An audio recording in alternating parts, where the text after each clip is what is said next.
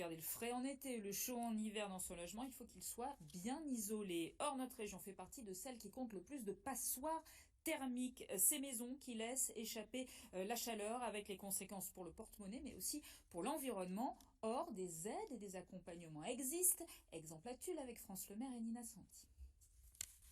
Dans quelques jours, Asghar Jafari emménagera dans sa maison achetée en janvier. Elle date des années 60, son confort aussi, et le nouveau propriétaire veut améliorer la performance énergétique. Il a donc fait appel à un technicien chargé de l'étude thermique.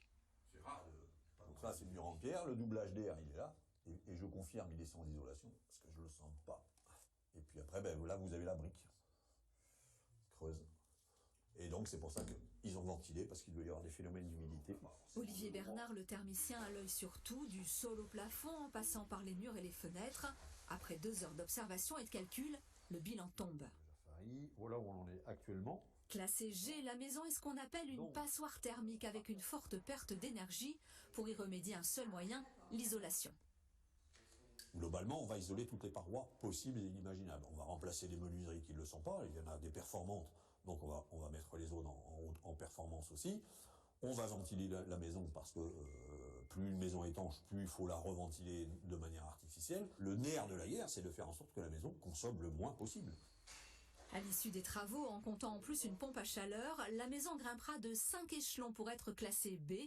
L'émission de CO2 néfaste pour l'environnement sera divisée par 10. L'ensemble des bâtiments, ça représente 20% des émissions de gaz à effet de serre. Donc d'une certaine manière, c'est responsable de 20% des conséquences que l'on voit sur le changement climatique.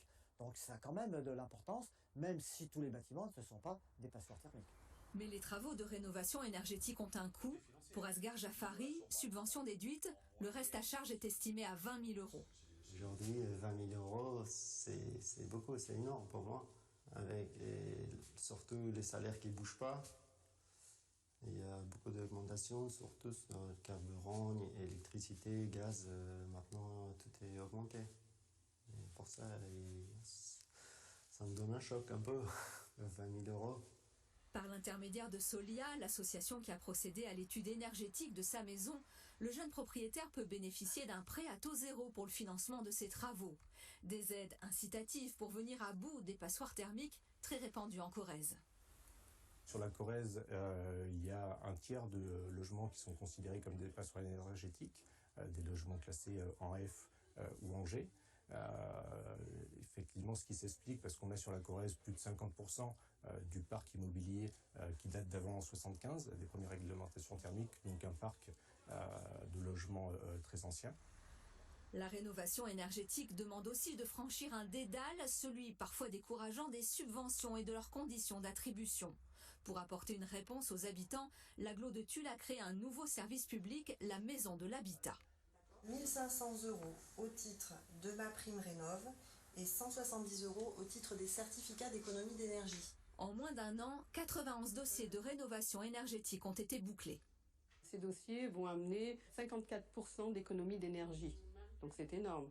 Ça veut dire aussi une diminution de la facture importante. Ce qu'il faut, c'est qu'il y ait un dossier qui soit monté intelligemment pour que la personne comprenne qu'est-ce que ça va lui apporter comme gain énergétique et effectivement quelle économie ils vont avoir dans leur porte-monnaie, parce que c'est ça aussi important. Le porte-monnaie reste la première motivation pour améliorer la performance énergétique de son logement. Selon une enquête de l'ADEME, seuls 14% des ménages ont effectué des travaux pour réduire leur impact environnemental. Et sachez que de